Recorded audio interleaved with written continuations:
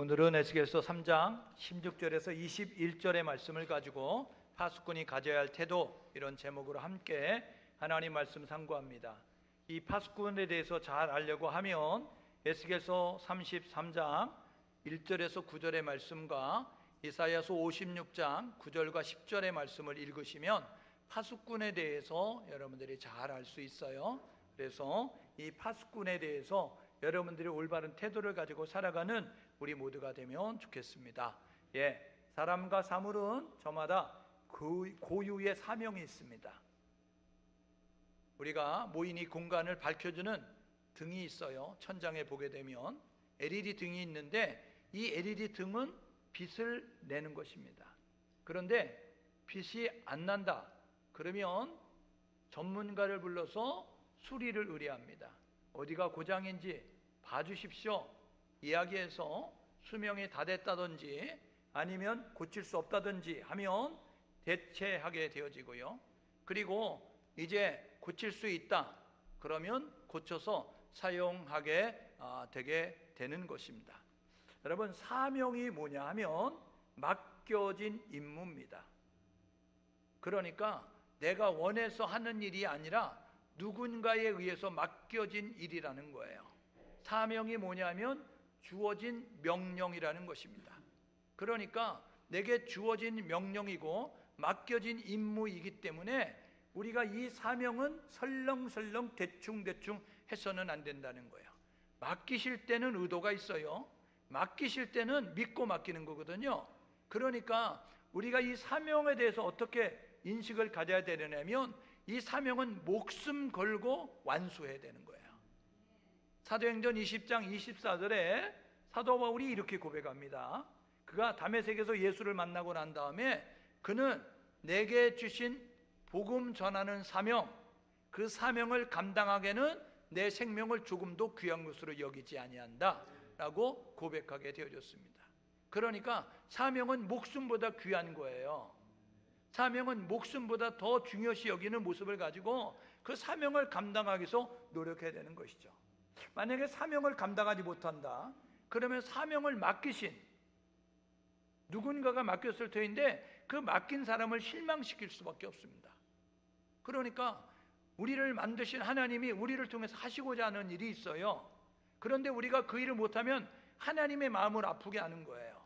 하나님을 탄식하게 하고 하나님을 슬프게 하는 것입니다. 여러분, 그 군인이 나라의 부름을 받잖아요. 그리고 군복을 주고 훈련을 시키고 총을 주고 지키도록 만든다고요. 왜요? 나라의 안전을 지켜달라고 부탁하는 거예요. 맡기는 거예요. 그런데 이 군인이 훈련도 제대로 안 받아요. 그리고 이제 그 임무도 제대로 안 해요. 그러면 어떻게 되는 거예요? 여러분, 믿고 맡겼던 나라가 실망할 수밖에 없죠. 믿고 맡겼던 국민들이 실망할 수밖에 없는 것입니다.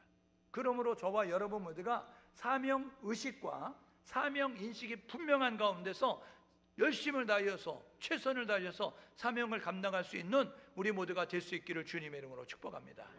여러분, 이스라엘은요 통일왕국을 거쳐서 분열왕국이 됐어요.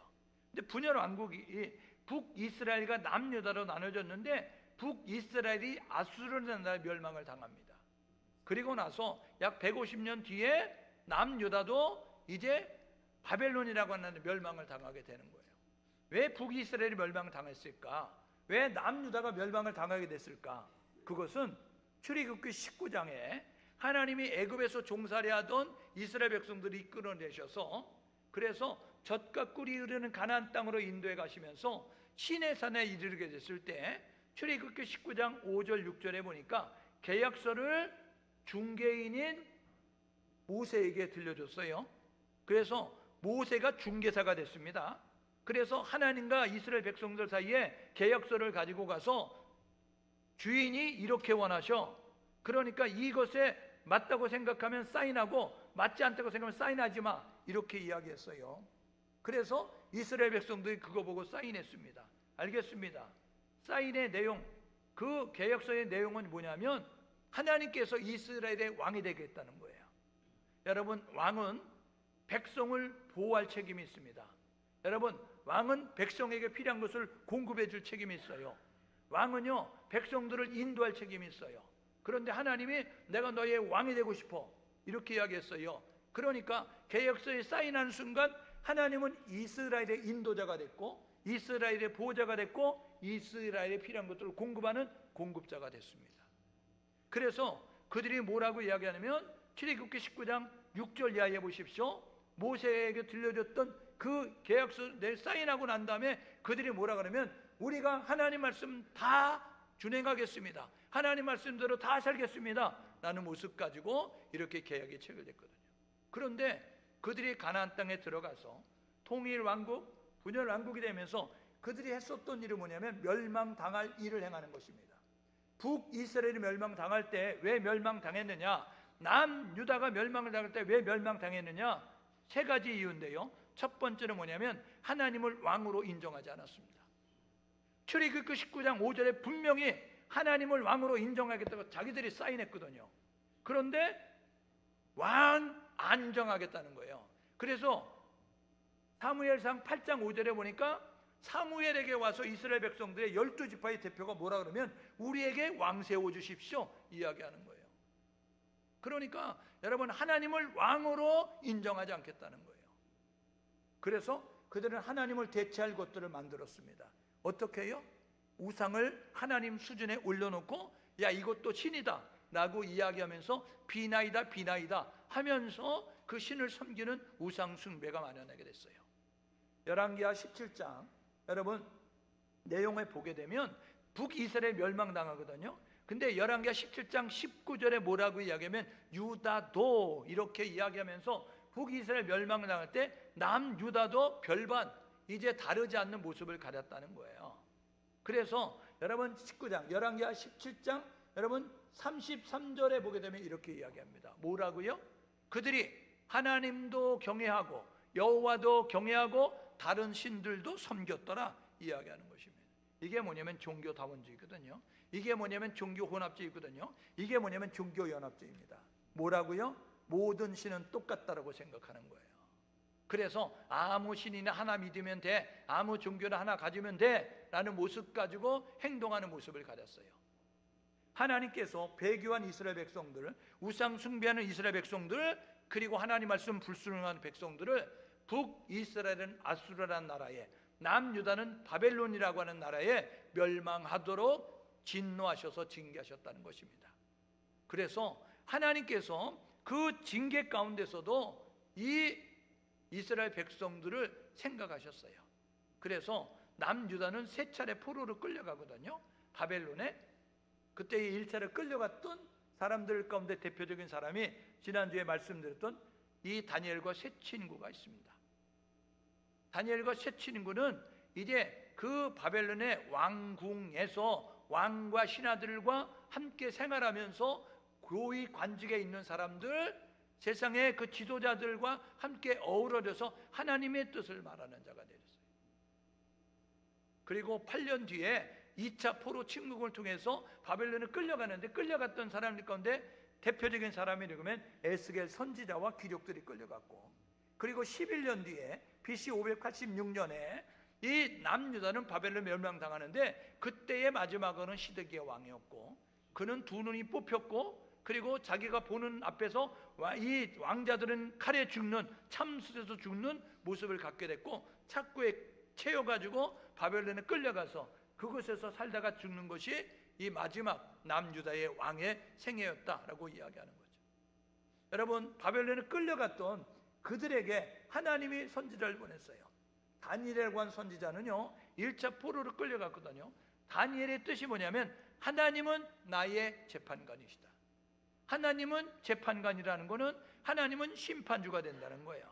그래서 다니엘과 세 친구가 왕궁에서 하나님을 모르는 이 이방 나라 사람들과 함께 어우러져 살면서 그들에게 했었던 내용은 뭐냐면 하나님을 소개하는 거예요. 하나님의 진짜 신임을 보여주는 모습 가지고 있었음을 우리가 보게 되는 것이죠.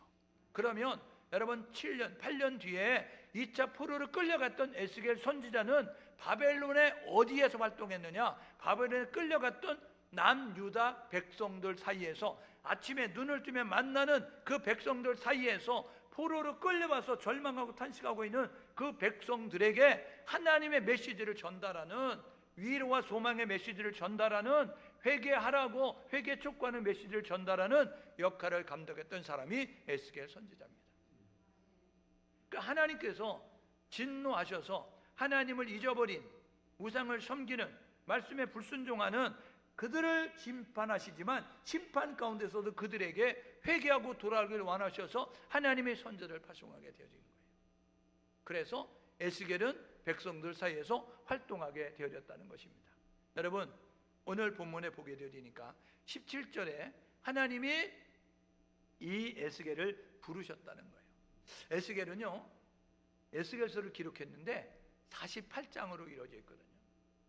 에스겔서 48장은 이렇게 나눌 수가 있습니다. 1장에서 3장은 에스겔의 소명입니다. 에스겔서 4장에서 24장까지는요 남유다의 심판에 대해서 이야기해요.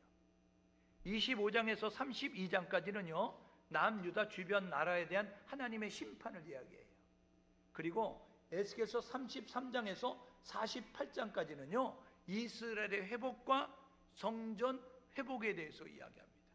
그래서 에스겔서 48장에는요 여러분, 여호와의 영광이 떠났다가 다시 돌아와서 여호와 샤마 이야기하면서 여호와께서 거기 계시다 라고 이야기하면서 성전을 떠났던 하나님의 영광이 돌아와서 그것에 머무시는 그런 모습을 가지고 이스라엘에게 소망과 위로의 메시지를 전달하게 되어지거든요. 여러분, 그 에스겔을 하나님이 어떻게 하셨다고요? 오늘 17절에 보니까 내가 너를 패역한 이스라엘 족속들에게 보냈다, 파수꾼으로 세웠다라고 이렇게 말씀하고 있음을 우리가 보게 되는 것이죠. 여러분, 패역한 이스라엘 백성들, 하나님을 왕으로 인정하지 않고 하나님 말씀대로 살지 아니하고 자기 멋대로 살아가는, 자기 감정대로 살고 자기 기분대로 살고 자기 형편대로 살고 자기 의지대로 사는 그 이스라엘 백성들에게 하나님이 파수꾼으로 보내셨다는 거예요. 파수꾼은 뭐 하는 사람이냐? 파수꾼은요 경계 서는 사람입니다. 파수꾼은요 잠을 자지 아니하고 여러분 주변을 살피면서 그러면서 잘 분별해서 전달할 책임이 있는 사람이 파수꾼이라고요.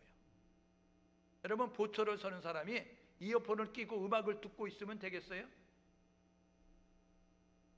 여러분, 보초를 서는 사람이 눈을 감고 묵상을 하고 있으면 되겠어요?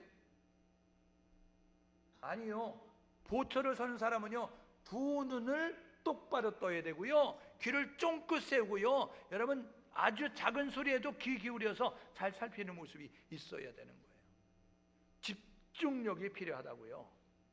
그리고요 소리가 들릴 때, 그리고 뭔가 보여질 때 그것을 분별할 수 있는 지혜가 있어야 된다고요. 이게 짐승의 소리야? 이게 적군이 침입하는 소리야? 움직임을 보면서 이게 지금 짐승이 움직이는 거야? 이게 바람에 흔들리는 것이야? 아니면 사람이 움직이는 거야? 여러분, 이걸 잘 분별해야 되는 거예요.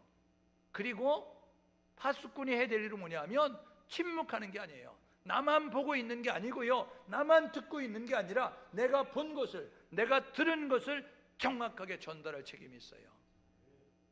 왜요? 그래야 나를 믿고 있는 사람들이 여러분 안전할 수 있기 때문에 그렇습니다.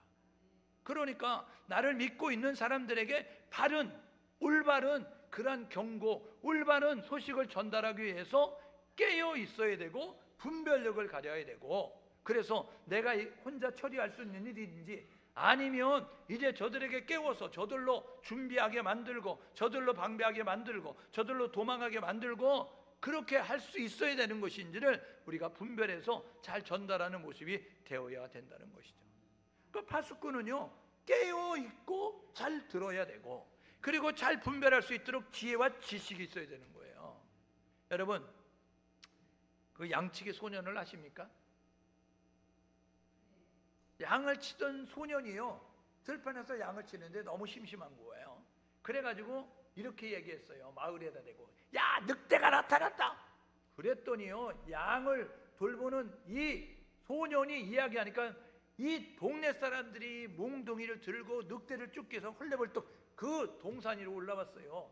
그랬더니 양치기 소년이 뭐라 그래? 에이, 장난인데, 이런 모습 가지고 있었어요. 여러분, 또 얼마 시간 지난 다음에 혼자 양을 돌보던 양치기 소년이 심심한 거예요. 그러니까 마을을 향해서 뭐라 그러면 야, 늑대가 나타났어 이야기했어요. 이번엔 진짠가 보다. 그래서 마을 사람들이 하던 일을 멈추고 그 소년이 있는 곳으로 다가왔어요. 여러분, 그런데 장난인 거죠. 여러 번 되다 보니까 진짜 위기가 처해졌어요. 진짜 늑대가 나타났어요. 그런데 양치기 소년이 이렇게 외칩니다. 늑대가 나타났어. 늑대가 나타났어. 그런데 마을 사람들은 뭐라 그래요? 쟤 또 장난하네. 저거 거짓말이야. 그래서 하던 일을 하는 거죠. 결국 양도 빼앗길 것이고 자기의 목숨도 위태로워질 수밖에 없는 것이죠. 파수꾼은요, 정확히 봐야 됩니다. 파수꾼은 정확히 들어야 됩니다. 그리고 파수꾼은요, 정확히 파악해서 그래서 빠르게 전달해야 되는 거예요. 그러지 않으면 나도 죽고 믿고 있는 사람도 죽게 되는 것이죠. 그러므로 파수꾼의 역할을 잘 감당하는 우리 모두가 돼야 되는 것입니다. 파수꾼이 가져야 할 태도가 뭡니까? 첫 번째는 뭐냐면 소명의식입니다. 오늘 17절에 이렇게 이야기합니다. 뭐라고요? 내가 너를 이스라엘의 파수꾼으로 세웠다. 하나님께서 에스겔 선지자에게 내가 너를 이스라엘의 파수꾼으로 세웠다라고 이야기하는 거예요. 여러분, 에스겔서 33장에 보게 되면 1절에서 9절까지 내용의 파수꾼이 또 나오거든요. 이 3장의 파수꾼과 이 33장의 파수꾼의 역할은 전혀 다릅니다. 이 3장의 파수꾼은요, 경고의 나팔을 불라는 거예요. 여러분, 그런데 이 33장의 파수꾼의 역할은 하나님이 치료하신다, 하나님이 회복해 하신다. 그러니까 희망을 갖고 소망을 갖고 더 인내하고 참고 기다리면 좋은 날이 온다 라는 모습 가지고 격려하기 위한 파수꾼의 역할을 감당하라는 거예요. 왜요? 그들이 포로 생활이 오래되니까 좌절하고 낙심하고 슬퍼하고 절망하고 있으니까 소망을 가자, 희망을 가자. 이제 어둠이 짙었으니까 날이 밝아진다고 이제 하나님께서 역사하셔서 우리를 회복케 하실 거야, 하나님이 우리를 강하게 하실 거야 라는 모습 가지고 이렇게 활동하도록 하는 것이 33장 7절의 내용이에요. 그러니까 거기에 파수꾼은 위로의 메시지를 전달하는, 희망의 메시지를 전달하는 것인데 3장의 파수꾼은요, 하나님의 경고의 나팔을 불라는 거예요. 여러분, 파수꾼은요, 경고의 나팔을 부는 것이죠. 불이 났을 때 여러분, 불이야 외치는 것뿐만 아니라 여러분, 불이라고 외친 다음에 그냥 있는 것이 아니라 그 사람을 불 속에서 끄집어내기 위해서 노력하는 거예요. 그렇잖아요? 여러분, 파수꾼이 그런 역할을 감당해야 되는 것입니다. 여러분, 파수꾼이 가져야 될 첫 번째 자세는 뭐냐면 하나님이 나를 부르셨다, 하나님이 나를 택하여 세우셨다는 의식을 가져야 된다는 것입니다. 여러분, 하나님께서 이제 나를 영적 파수꾼으로 세우셨다라는 의식을 가지고 교회와 성도가 중요한 사람이고 중요한 기관임을 알 수 있기를 주님의 이름으로 축복합니다. 왜요? 교회는 세상의 소망입니다. 여러분, 성도는 세상의 소망입니다. 그러니까 교회가 자면 안 되고요, 여러분, 성도가 졸면 안 된다고요. 왜요? 시대를 분별해야 되는 거예요. 여러분, 시대가 흘러가는 상황 가운데서 믿지 않는 사람도 지금 이렇게 말하는 시대입니다. 말세야 말세. 여러분, 말세가 뭐예요? 세상 끝날이라는 거예요. 그러니까 믿지 않는 사람도 지금 되어지는 그 일들을 보면서 말세야 말세, 세상이 어떻게 되려고 그래, 이렇게 이야기하죠. 여러분, 사람은 영적 존재입니다. 그러니까요, 이제 희미해져 있지만 하나님의 역사를 대충 감을 잡는 거예요. 그러니까 자기도 모르게 이렇게 말하는 거예요. 말세, 세상이 어떻게 되려고 그래? 세상이 어떻게 되겠냐? 성경은 우리에게 이야기하는데 성경을 읽으면 세상의 마지막을 압니다. 뭐라고 이야기해요? 하나님께서 마지막에 불심판하겠다는 거예요. 이 세상의 모든 것 다 태워버리겠다라고 이야기하는 거예요. 그러니까 교회가 해야 될 일은 뭐냐면 말세야 말세 이렇게 말하는 사람들에게 뭘 말해야 되냐면 종말이 있다라고 이야기해야 되는 겁니다. 여러분, 말세야 말세 이렇게 말하는 사람들에게 하나님이 종말 때에 심판하신다, 그러니까 심판을 준비해야 된다라고 말하는 모습이 우리 가운데 있어야 된다고요. 그런데 교회가 지금 어떻게 해요? 다 졸며 자는 거 아닙니까? 교회가 하나님이 우리를 부르셨다, 하나님이 우리를 세우셨다, 하나님이 우리를 만드셨다라고 이야기하지 아니하고 그들은 착각 속에 있는 거예요. 내가 잘나서 된 것처럼. 요한복음에 이렇게 말하죠. 너희가 나를 먼저 사랑하는 것이 아니라 내가 너희를 먼저 사랑했다고. 예수님 말씀하십니다. 여러분, 우리가 하나님을 사랑하기 전에 하나님이 먼저 우리를 사랑하셔서 그저 그런 사람, 별 볼 일 없는 우리를 세상 가운데 골라 뽑아 하나님의 백성 삼아 주셨어요. 고린도전서에 뭐라고 이야기합니까? 약한 자를 들어 강한 자를 부끄럽게, 어리석은 사람을 택하여서 지혜로운 사람을 부끄럽게. 여러분, 그 능력이 하나님께 있기 때문에 그저 그런 평범한, 여러분 세상에 나래비를 세우면 이제 상대 비교해서 등위를 매기면 여러분 저와 여러분 모두가 뒤에서 찾는 게 더 빠를 수 있는 연약한 부족함이 있지만 하나님께서 우리보다 재능도 많고 우리보다 재능도 많고 우리보다 실력도 좋고 그런 사람들 다 제껴놓고 우리를 택하셨다고요. 그래서 나를 택하신 하나님 앞에 감사의 고백을 드려야 되는 거예요. 왜요? 에베소서 2장 8절에 너희가 그 은혜를 인하여 믿음으로 말미암아 구원을 얻었나니, 여러분 행위에서 난 것이 아니니 이는 누구든지 자랑치 못하게 합니다. 우리의 행위로 구원받았습니까? 자랑할 게 있죠. 헌금 많이 했으면, 여러분 교회 생활을 오래 했으면, 교회 직분 있으면 자랑할 게 있겠죠. 근데 직분으로 구원받은 것이 아니고, 헌금 많이 해서 구원받은 것이 아니고, 교회에 오래 다녀서 구원받은 것이 아니라 하나님의 은혜라고요. 그러므로 저와 여러분 모두가 해야 되면 하나님이 나를 택하셔서 믿음을 주신 그 하나님 앞에 감사의 고백을 드려야 된다고요. 이 세상에는 우리보다 가방줄 긴 사람이 있습니다. 근데 그들은 예수 안 믿어요. 왜요? 믿어지지 않으니까. 여러분, 이 세상에는 우리보다 돈이 많은 사람이 있어요. 그런데 교회 안 다닌다고. 왜요? 믿어지지 않는 거예요. 근데 우리는 돈도 없어요, 실력도 없어요, 여러분 연약해요. 그런데 우리는 믿어지니까 나오는 거 아니에요. 그러므로 믿음 주신 하나님 앞에 감사의 고백을 드릴 수 있기를 주님의 이름으로 축복합니다. 누가 부르셨어요? 하나님이 부르셨다고요. 누가 세우셨다고요? 하나님이 세우셨다고요. 두 번째 해야 될 뭐냐면, 파수꾼이 가져야 될 자세는 사명의식입니다. 여러분 17절 하반절에 뭐라 그래요? 너는 나를 대신하여 깨우치라는 거예요. 하나님을 대신해서 일하라는 거예요. 여러분, 하나님이 천지 만물을 창조하셨습니다. 그분이 실력이 없어서 우리를 부르신 줄 아세요? 우리를 세운 줄 아세요? 여러분, 하나님은요 말씀으로 천지를 창조하셨어요. 그렇기 때문에 사람이 필요 없이 당신이 혼자 일할 수 있는데, 연약한 부족한 우리를 택하여서 하나님이 우리를 통해서 일하시기를 원하는 거예요. 그러니까 나를 부르시고 나를 세우시고 나를 보내신 하나님 앞에 감사의 고백을 드려야 된다고요. 왜요? 연약하지만 부족하지만, 우리는 연약해서 부족해서 능력이 없지만 능력은 하나님께 있으니 우리가 순종하면 하나님이 역사하시니까 우리를 붙잡고 일하시는 거 아니에요? 그래서 우리가 하나님 앞에 내어드리면 하나님이 우리를 통해서 일하시는 거예요. 뭐라고요? 너는 나를 대신해서 이스라엘 족속을 깨우치라는 거예요. 그러니까 여러분, 우리가 어떤 의식을 가져야 돼요? 나는 하나님의 대리자라는 의식을 가져야 됩니다. 하나님이 하나님의 일을 감당할 수 있도록 우리에게 재능을 주셨어요. 예? 어떤 사람은요 지식을, 어떤 사람은 지혜를, 어떤 사람은 영분별을, 어떤 사람은 방언을, 어떤 사람은 예언을, 어떤 사람은 통변함을, 어떤 사람은 신유를, 어떤 사람은 여러분 귀신 쫓아내는 능력을. 여러분, 그래서 그 능력을 가지고 해야 될 일은 뭐냐면 하나님의 일들을 감당하는 모습이 우리 가운데 있어야 된다는 것입니다. 여러분, 깨어 있어야 될 거 아닙니까? 눈을 감으면 안 되잖아요. 그런데 마지막 때 주님이 이렇게 말씀하십니다. 이렇게 탄식합니다. 다 졸며 잔다고요. 열처녀 비유를 통해서 말씀하시잖아요. 여러분, 마태복음 25장에 열처녀 비유를 통해서 등과 기름을 준비한, 등만 준비한 여러분 미련한 슬기로운 5 처녀들을 이야기하면서 열처녀가 다 신랑이 더디올세 다 졸며 잤다고요. 마지막 때가 되면요 깨어 있어야 될 교회가, 깨어 있어야 될 성도들이 졸며 잔다고요. 보지 못하는 거예요. 듣지 못하는 거예요. 여러분, 보지 못하니까 듣지 못하니까 분별이 안 되는 거예요. 그러니까요 엉뚱한 소리 하고 있고요, 여러분 엉뚱한 데 힘쓰고 있는 모습을 갖게 되는 겁니다. 파수꾼은요 깨어 있어야 됩니다. 파수꾼은요 잘 분별해야 됩니다. 파수꾼은요 정확하게 전달해야 된다고요.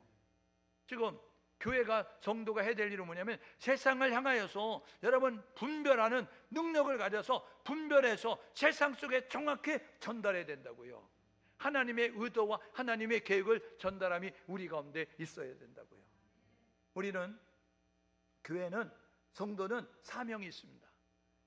그 사명을 인식하고 사명을 감당해서 노력할 수 있기를 주님의 이름으로 축복합니다. 그래서 26장을 보셨어요. 이사야서 56장 9절 10절에 보면 이런 내용이 있어요. 여러분, 이 파수꾼의 모습이거든요. 파수꾼의 모습이 이렇다는 것입니다. 맹인이다, 벙어리개다, 잠자기를 좋아한다, 자기 유익만 취하고 있다. 여러분, 맹인이 볼 수 있어요? 벙어리개가 짖을 수 있어요? 파수꾼이 뭐라고요? 보고 들어야 된다고요. 파수꾼이 정확히 전달해야 돼, 말해야 된다고요. 그런데 맹인이니까 못 보잖아요. 벙어리개니까 짖지 못하잖아요. 잠자기를 좋아하는 거예요. 게을러가지고. 그리고 어떻게 한다고요? 그들이 자기 사리 사욕만 챙기는 거야. 자기 이득만을 위해서 어떻게 되든지 상관없고 나만 이런 모습 가지고 있다고요. 여러분, 예수 믿지 않는 사람은 나를 위해서 살아요. 나만 위해서. 그런데 예수 믿는 사람은 어떻게 살아요? 주를 위해서 사는 겁니다.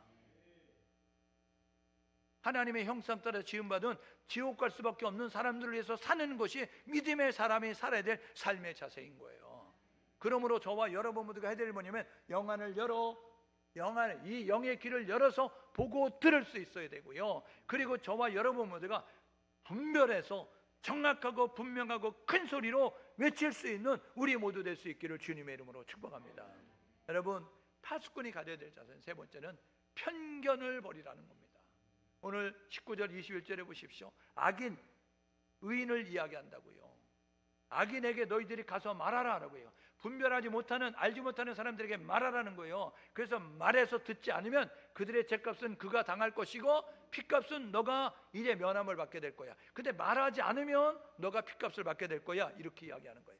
의인에게 이렇게 말하라는 거예요. 여러분, 의인이 뭡니까? 교회에 다니면서 하나님의 은혜에 감사한 모습 가지고 충성했어요, 순종했어요. 그런데 시간이 지나가니까 이 충성의도가 옅어졌다고요. 여러분, 순수함이 잊어버렸다고요. 그래서 어떤 모습을 갖는다고요? 자기 의가 꽉 차가지고, 야, 내가 몇 년 동안 이제 교회를 다녔는데, 야, 내가 이 성전을 위해서 뭘 했는데, 이런 모습 가지고 옛날 거 자랑하고 지금 교만한 모습을 가지고 있을 때, 그때의 파수꾼이 해야 될 뭐냐면 의인의 행동을 깨우치라라고 이야기하는 거예요. 그렇게 하면 하나님의 심판하신데 이야기하는 거죠. 여러분, 뭐라고요? 이렇게 이야기합니다. 하나님은 교만한 자를 물리치시고 겸손한 자에게 은혜를 베푸신다고요. 여러분, 교만은 패하고 망하는 길의 지름길이라고요. 우리가 해야 될 뭐냐면 겸손해야 되는 거예요. 첫째도 겸손, 둘째도 겸손, 셋째도 겸손. 겸손의 자리를 이탈하면 이제 사단의 하수인이 될 수밖에 없다는 사실을 기억하셔서 저와 여러분 모두가 이제 겸손의 모습을 가져야 되죠. 파수꾼은요, 악인에게도 달려가고 의인에게도 달려가서 악인을 흔들어 깨우고 의인은 더 열심히 잘 살도록 격려하고 지지하고 인정하고 그런 이제 충고하는 모습을 가지고 나아가야 된다는 거예요. 그런데 우리가요, 어떤 모습을 가져요? 이 사람은 이래서 안 되고 저 사람은 저래서 한다고. 이 사람은 너무 바빠서 교회 못 다닐 거야. 이 사람은 이제 마음이 고약해가지고 예수 안 믿을 거야. 이 사람은 거리가 멀어가지고 교회 못 다닐 거야. 이 사람은 다른 종교가 있으니까 예수 안 믿을 거야. 여러분들이 판단해가지고요, 복음도 전하지 않는 모습을 갖는다는 거예요. 그러면 어떻게 한다고요? 하나님께서는 이야기하잖아요. 핏값을 내서면서 취할 거다. 쉽게 설명해 드릴까요? 여러분, 예전에는 우리가 단독주택에 살았어요. 단독주택에. 그런데 산업화가 되니까 여러분 어떤 모습을 가냐면 연립으로 여러분 아파트로 여러분 이렇게 살게 되어집니다. 10층 아파트가 있다고 생각해 봐요. 그럴 때 여러분 3층에 살고 있는 301호에 살고 있는 사람이 있는데 그 위층에는 누가 살아요? 401호가 있습니다. 아래층에는 누가 있어요? 201호가 있어요. 옆에는 누가 있어요? 202호가 있습니다. 여러분, 그런데 사람이 났다 죽는 건 정한 것이거든요. 죽어서 하나님의 심판대에 갔습니다. 죽는 건 정한 것이 그게 심판이니까. 심판대에 갔는데 예수 믿으면 천국이고 예수 안 믿으면 지옥이에요. 그래서 예수 안 믿는 사람이 예수님 하나님의 심판대에 섰습니다. 그때 하나님이 이렇게 물어보는 거예요. 너 왜 예수 안 믿었어? 너 예수 알아 몰라? 난 몰라요. 예수를 말해주는 사람이 없었어요. 교회에 나가라는 사람이 한 사람도 없었어. 이렇게 말한다고요. 그러면 하나님께서 201호의 아래층에 있는 101호의 권사님 301호에 있는 장로님 호출한다고요. 그래서 이렇게 말한다고요. 암흑의 권사야, 너 왜 201호에 있는 그 불신자에게 예수 믿으라고 말 안 했니? 301호의 장로님에게 이렇게 말한다고요. 암흑의 장로야, 너 201호에 있는 이 불신자에게 교회 나오라고 왜 말 안 했니? 라고 이야기하면서 201호는요 예수 안 믿었기 때문에 죽는 건 당연한 건데, 그런데 그 생명을 건질 수 있는데 건지지 않았던 101호 권사님에게, 301호 장로님에게 핏값을 묻겠다라고 이야기하는 거예요. 오늘 저와 여러분 모두가 이거 건성 듣지 마십시오. 이거 대충 듣지 마십시오. 여러분들이 그러니까 그 핏값을 면하라고 하면 산중에서 혼자 살아요. 자연인처럼. 나는 자연인이야 이러면서 사람들 없는 데 가서 사면 그 핏값을 면할 수 있어요. 그런데 여러분 앞집, 옆집, 뒷집, 아랫집, 회사 동료들, 학교 친구들, 여러분 그 이웃들에게 복음 전하지 않으면 그 사람들이 심판됐을 때, 나는요 교회 다니는 권사님이라고 하는데 나에게는 교회 가자고 한마디도 안 했어요. 저는 교회 장로님이라고 했는데 그 사람은 나에게 교회 가자고 한마디도 안 했어요. 이렇게 이야기하면 핏값을 그에게 묻겠다는 것입니다. 오늘 저와 여러분 모두가 차별하지 말고 때를 얻든지 못 얻든지 복음을 전하는 우리 모두 될 수 있기를 주님의 이름으로 축복합니다. 마가복음 16장 15절에 너희는 온 천하에 다니며 만민에게 복음을 전파하라. 온 천하 다니라고요. 동쪽만 가지 말고 서쪽도 가고 남쪽만 가지 말고 북쪽도 가지 말고 여러분 어디든지 가서 복음 전하는 모습이 우리 가운데 있어야 된다고요. 그런데 우리는 차별하잖아요. 이 사람은 바빠서 안 될 거야. 이 사람은 성격이 교회 가서 안 될 거야. 이 사람은 병들어서 안 될 거야.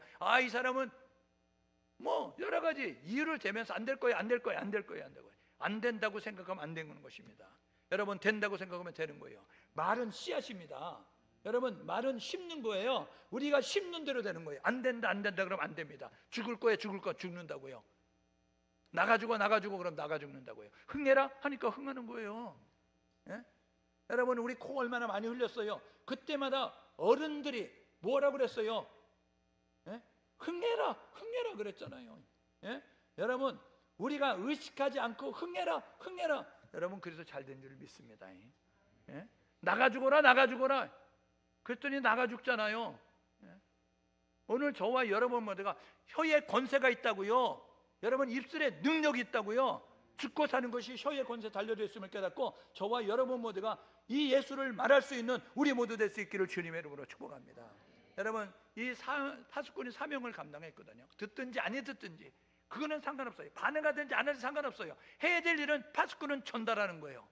보고 듣고 파악해서 바로 전달하는 모습을 갖는 거예요. 그러면 듣고 깨닫는 사람은, 반응한 사람은 살게 될 것이고 반응하지 않으면 죽게 될 거다라고 이야기한다고요. 여러분 이 시대 파수꾼이 누굽니까? 이 시대는요 지금 치열한 영적 전쟁을 벌이고 있다고요. 여러분 하나님의 나라와 사단의 나라가 지금 충돌해서 지금 싸우고 있게 되어지는데, 여러분 총칼로 싸우는 전쟁이 아니라 엄청난 여러분 치열한 전쟁을 하고 있다고요. 여러분 이 시대의 파수꾼이 누구냐면 교회와 성도들이라고요. 요한복음 10장 10절은 이렇게 이야기합니다. 도적이 오는 것은, 도적은 사단이거든요. 사단은 도적질하고 죽이고 멸망시켜서 오는 거예요. 그런데 요한복음 10장 10절 하반절에 보니까 인자가 온 것은, 예수 그리스도가 온 것은 우리로 생명을 얻게 하고 더 풍성히 얻게 하려는 것이다. 여러분 그래서 성경은 이야기합니다. 누구든지 주의 이름 부르면 구원받는다. 여러분 예수를 부를 수 있도록 예수를 전달하는 우리 모두 될 수 있기를 주님의 이름으로 축복합니다. 여러분 베드로전서 5장 8절에 사단은 우는 사자처럼 우리 주변을 맴돌면서 지금도 할 수 없는 택한 자를 넘어뜨리기 위해서 여러 가지 활동을 벌이고 있다고요. 그때 우리가 해야 될 뭐냐면, 야 마지막이 가까웠어. 지금은 자다가 깰 때야. 야 마지막에는 심판이 있어. 심판 때는 예수 믿느냐 믿지 않느냐 확연히 길이 달라. 그러니까 예수 믿어야 돼. 저와 여러분들과 그렇게 말할 수 있기를 주님의 이름으로 축복합니다. 교회와 성도의 사명은 일깨우는 거예요. 세상을 향해서 일깨워야 된다고요. 심판이 있다, 심판. 그리고 예수 믿어야 된다라고 말할 수 있는 우리 모두 될 수 있기를 주님의 이름으로 축복합니다. 옆 사람에게 한번 격려해 주시고 힘을 불어넣어 주세요. 우리가 외칠 때 그들이 살아납니다. 앞뒤 사람에게 하시는데 우리가 전달할 때 그들이 살아납니다. 저와 여러분 모두가 예수를 외칠 수 있기를, 그리고 예수를 전달할 수 있기를 주님의 이름으로 축복합니다. 여러분 이렇게 결단하고 사십시오. 우리는 이 시대의 파수꾼이에요. 교회가 이 시대의 파수꾼이고 성도들이 이 시대의 파수꾼입니다. 여러분 깨어 있어야 됩니다. 눈을 뜨세요. 귀를 여세요. 그리고 지혜를 가지고 분별하세요. 지금이 무슨 때인지. 여러분 침몰하는 배 속에 있는데 여러분 뭐라 그래야 돼요? 배가 침몰한다, 빨리 나와라 라고 이야기해야 될 거 아니에요. 그리고 침몰해서 나오는 사람들에게 구명, 여러분 그 뭔가를 던져줘서 그들이 그걸 잡고 살 수 있도록 도와줘야 되는 것처럼, 지금 우리가 세상을 향해서 뭐라 그래야 돼요? 심판이 있다고. 심판이, 종말이 온다고. 종말. 그러니까 종말을 준비하라고. 그런데 종말 때 예수 믿어야 산다고. 예수 믿으라고 힘있게 전달할 수 있기를 주님으로 축복합니다. 하나님이 우리를 부르셨어요. 하나님의 소원은 모든 사람이 구원받기를 원하는 것입니다. 그래서 우리에게 그 사명을 감당하도록 사명을 맡기셨으니 선입견 버리고 차별하지 말고 만나는 모든 사람들에게 복음을 전하셔서 시대의 파수꾼의 역할을 감당할 수 있기를 주님의 이름으로 축복합니다. 시간에